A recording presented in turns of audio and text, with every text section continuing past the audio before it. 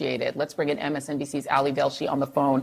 Ali, this is a nightmare that seems to be metastasizing in Philadelphia. You can see these balls of flames that we were just talking to Tom Costello about. This is near the Roosevelt Mall. So now we're talking about the potential for injuries on the ground, obviously injuries from that plane or fatalities in both circumstances. This seems like a bad time to have utter chaos in the federal government and at the FAA. Yeah, this is a really complicated matter because Northeast Philadelphia Airport falls under the Philadelphia Aerodrome. So the larger air traffic control area that controls that area is Philadelphia and the Philadelphia Tower. It's responsible for a lot of incoming and outgoing flights anywhere into the region. It's a pretty busy airport, actually. This flight was coming in from Morristown, New Jersey, as Tom was saying. These Learjets are equipped because of the size of them and the range that they can fly. They're equipped to put medical patients on. They can put stretchers on them. Very unusual situation because to fly a Learjet, your qualifications have to be pretty high. So we're not quite sure, and we never like to speculate this early into an accident as to what could have happened. But it does seem to have overshot the runway. And when you do that, you end up in, first of all, a pretty residential area in Northeast Philadelphia. So it's densely populated. You know, one of the good fortunes we always seen when a plane doesn't land exactly where it's supposed to be is that often it's in an unpopulated area. That's not the case here. This is a populated area. Roosevelt Mall is obviously a busy place. I'm looking at aerial shots right now, and there are closures all around the area because this is a big concern. It's also a very short journey on an aircraft that is very powerful, and because it's a jet, carries a great deal of fuel. Jet fuel is very flammable, so this has the potential to be much more serious than that looks at the moment.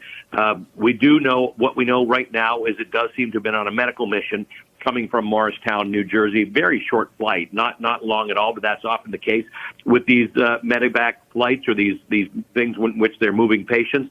But yeah, this has landed outside of a fairly busy airport. Northeast Philadelphia is the second busiest airport in the Philadelphia metro area, but they all fall. I've flown out of the Philadelphia regional airports a lot. They all fall under Philadelphia. So any air traffic control information you need, if you're flying out of any of these small airports, it gets governed by the ATC and the controllers that deal with Philadelphia Airport because it's all in very similar related airspace, and it is incredibly busy airspace. Obviously, for those of us who live in New York, you have three major airports and a bunch of subsidiary airports, so there's probably no busier airport, but we've been talking about DCA with Reagan. There are three major airports in that area and a lot of subsidiary airports. This area around Philadelphia has a lot of them. So this is a busy airport area. It's a busy area for air flights.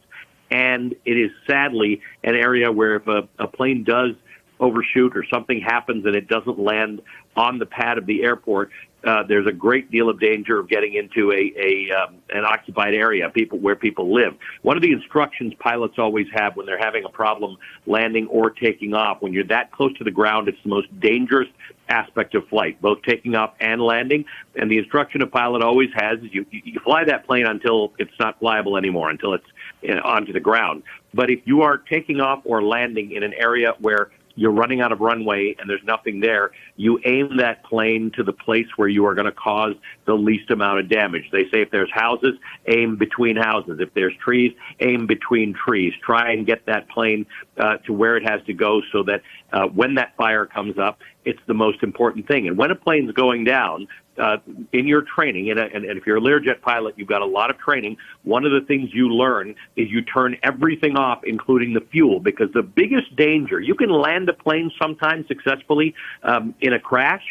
The biggest danger is a fire. Once the plane has caught fire, you not only are in severe danger inside that plane and all the passengers are in severe danger, but so is everybody around you. And unfortunately, this very preliminary reporting is that this is what has happened. Obviously, we're seeing images of it, so we know that this is what has happened. The thing that every pilot fears, and that is a fire on landing, on crashing, or any time during flight.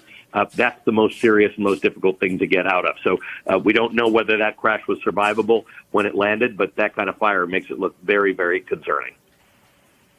Yeah, indeed. I'm just going to give some updated information I want to give to the viewers. There were two people on board that aircraft. It was en route to Springfield Branson National Airport in Missouri. That is according to the FAA. And just to continue on what you're saying, Ali, because what we're looking at here is not just the flames, but also the smoke. And I can only imagine how toxic that Yep. smoke is from jet fuel, especially since, as you said, this plane had just taken off. That means it was full of fuel. And so I'm wondering, those houses look really, really close, and the danger Yeah. to people there, not just from potential fire, but also from smoke.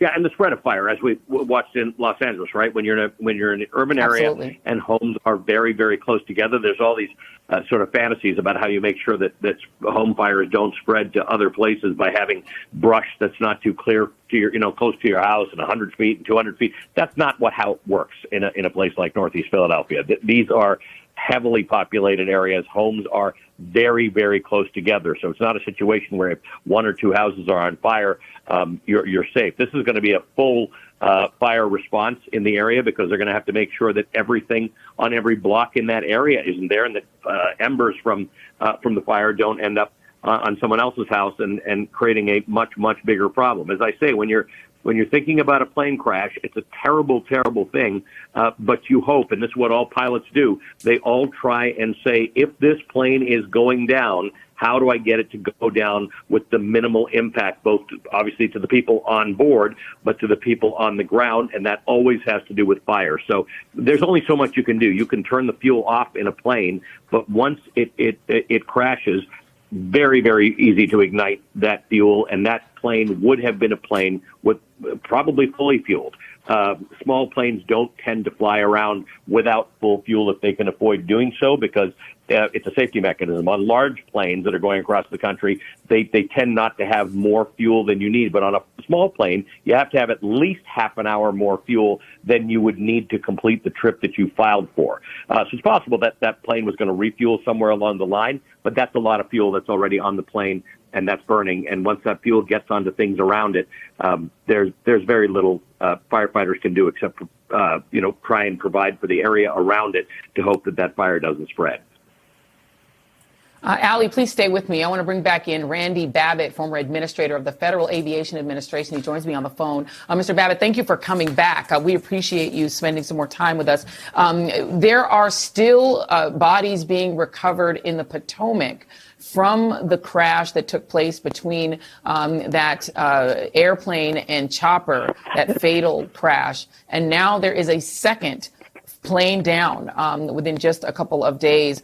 What will the FAA be doing in the immediate aftermath? What is the job? Walk us through what the FAA would be doing regarding this plane that has gone down in Philly.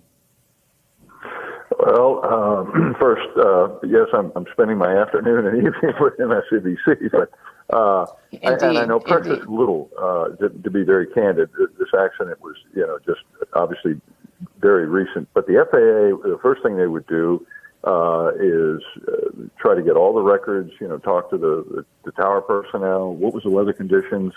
They're certainly going to coordinate with the NTSB, who will, actually be charged with investigating the accident. But the FAA has accident investigators as well, and they'll try to ascertain as much data as they could. They'll certainly record the tracks. My understanding is this aircraft shot an approach, and it was a medevac airplane, if I understand correctly, and it overshot the runway. It was. There's a little bit of history. It's sort of a blessing and a curse. The medevacs, it's always an emergency condition. You have someone, you're either going to go get someone from an accident or you're taking someone from an accident. And they're obviously, because we're flying them in and out, they're not healthy. They've been injured. And so a lot of times these groups, the medevac pilots, sort of push the edge of the envelope to make sure they can get somebody to a hospital in sometimes marginal conditions, candidly. And I don't know what the weather up. I live close enough to know that it's raining here, so it was probably a wet runway. And they were trying to get on the ground to get some people some emergency help, and something went wrong.